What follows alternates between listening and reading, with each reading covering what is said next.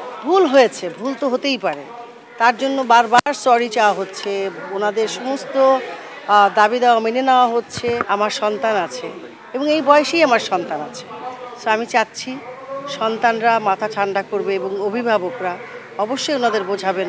সবার দাবি-দাওয়া নিশ্চয়ই মানা হবে। সবার বিচার অবশ্যই হবে এবং তার জন্য সময় দিতে হবে। আমি চাচ্ছি আমরা সবাই শান্ত থাকি। কোনো ঝামেলা চাই না ভাই। শিল্পীদের কাউকে নিয়ে কোনো কথা বলবার মতো অবস্থানে আমি নাই, কারণ তারা তাদের মতো ভাবছে, আমি আমার মতো ভাবছি।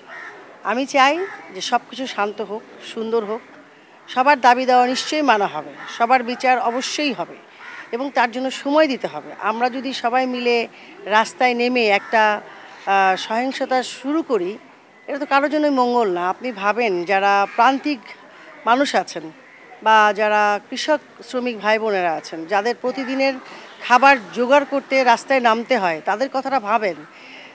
দেশের আজকে কি অবস্থা, আমরা যদি সবাই মানে এটাকে মানে কি বলে আগুন দিতে থাকি, তাহলে তো সবার জন্যই মানে ধরেন অনেকটা গাছে বসে গাছের ডাল কাটার মতো অবস্থা হচ্ছে। সো আমরা সেটা চাই না। আমাদের বন্ধুরা ভাইরা কি ভাবছে সেটা নিয়ে পরেও কথা বলা যাবে, অনেক সময় আছে, যদি বেঁচে থাকি নিশ্চয়ই কথা হবে। আর আপনারাও চিনে রাখেন কে কি বলছে, সবই তো সময় বলবে। এর আগে অনেক মৃত্যু হয়েছে, এগুলো বলতে হলে পলিটিক্যাল কথা বলতে হবে, আমি ওগুলো বলবো না। আমি বললেই আবার আরেকটা ঝামেলা হবে, আমি সেই ঝামেলাটা যেতে চাচ্ছি না। আমি চাচ্ছি আমরা সবাই শান্ত থাকি, কোনো ঝামেলা চাই না ভাই।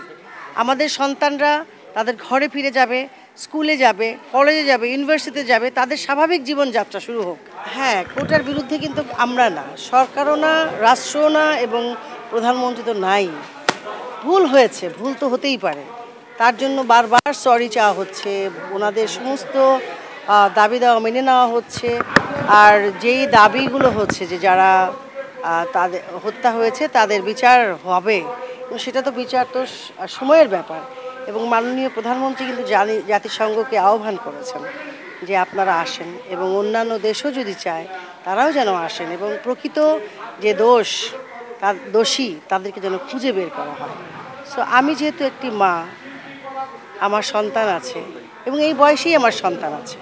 সো আমি চাচ্ছি সন্তানরা মাথা ঠান্ডা করবে এবং অভিভাবকরা অবশ্যই ওনাদের বোঝাবেন এবং যেসব শিক্ষকরা আছেন যাদের কথা আমাদের সন্তানরা শুনবেন, তাদেরকে বোঝাতে হবে যে হ্যাঁ, তোমাদের অবশ্যই সহপাঠী হারিয়েছি, বন্ধু হারিয়েছি, খেলার মানুষ হারিয়েছি, কষ্ট সবার হবে।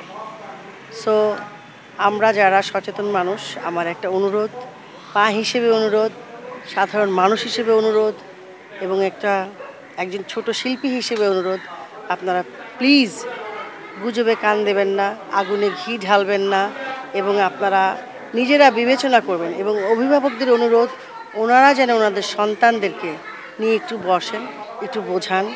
বুঝালেই আমার কাছে মনে হয় সব পরিবেশ শান্ত হবে, আমরা আবার আগের মতো সবাই ভালো থাকব।